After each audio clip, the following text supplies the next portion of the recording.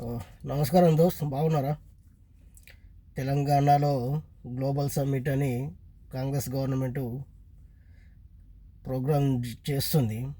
దానికి పెద్ద పెద్ద బిజినెస్ మ్యాన్లు, ఆల్ ఓవర్ వరల్డ్లో ఉన్న పెద్ద పెద్ద బిజినెస్ మ్యాన్లు ఎవరు వచ్చినట్టయితే నాకు అనిపిస్తలేదు. వాళ్ళు మొత్తం దేశంలో ఉన్న రాష్ట్రంలో ప్రతి ఒక్క ముఖ్యమంత్రులను అందరినీ పిలిచినాం, అందరినీ ఆహ్వానించామన్నారు. మరి ఎవరు వచ్చారో కనీసం వాళ్ళ ముఖ్యమంత్రులు, వాళ్ళ ఉన్న స్టేట్లో కాంగ్రెస్ ముఖ్యమంత్రులు కూడా రాలేరు. ఆఖరికి రాహుల్ గాంధీ కూడా రాలేడు. మరి అంత పెద్ద గ్లోబల్ సమ్మిట్కి మరి రాహుల్ గాంధీ రావాలి కదా.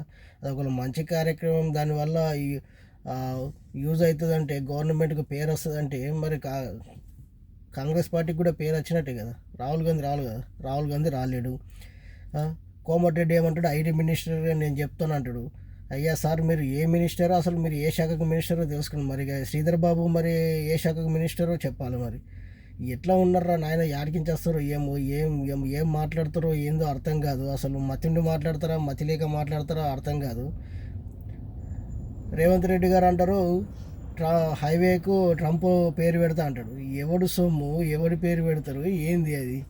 ట్రంప్ ఏమన్నా ఆయన నిధులతో ట్రంప్ పైసలు ఇచ్చారు, హైవే వేయిస్తుండ తెలంగాణలో ఏంది?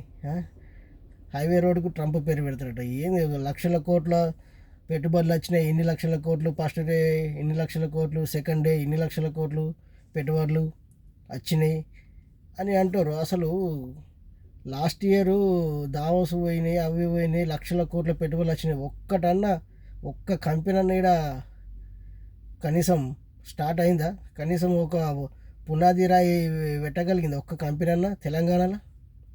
ఇప్పటికీ మరి ఎన్ని కంపెనీలు వచ్చినాయో చెప్పాలి. 1,00,000 కోట్లు వచ్చినాయని చెప్పారు. అసలు యాడికించి వస్తాయిరా నాయన ఇలాంటి థాట్స్, ఇలాంటి ఆలోచనలు? నాకు అర్థం కాదు. ఏం చేస్తారు ఏంది అన్నది అస్సలు ఒక క్లారిటీ లేదు. ఏది పడితే అదే మాట్లాడతారు, ఏది పడితే అదే చెప్తారు, ఏది పడితే అదే చేస్తారు. అసలు దానివల్ల తెలంగాణకు ఉపయోగమైంది, ప్రజలకు ఉపయోగమైంది, రాష్ట్ర భవిష్యత్తుకు ఏమన్నా అది దోహదపడుతుందా అన్న కనీసం మినిమం నాలెడ్జ్ లేదు, మినిమం కామన్ సెన్స్ లేకుండా ప్రోగ్రాంలు చేస్తారు.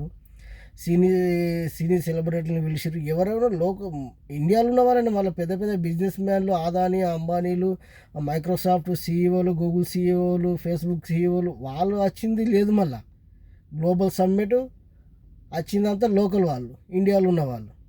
కనీసం ఇండియాలో ఉన్న ఆదాని, అంబానీ, మహీంద్రా, వీళ్ళు టాటా గ్రూప్స్, వీళ్ళు ఎవ్వరు ఒక్కరు కూడా వచ్చింది లేదు దానికి. ఇక మన బీజేపీ ఉన్నది, కిషన్ రెడ్డి గారు. అసలు కిషన్ రెడ్డి గారు ఎవరు రాకముందే పోయి స్టేజ్ మీద పోయి కూకున్నాడు.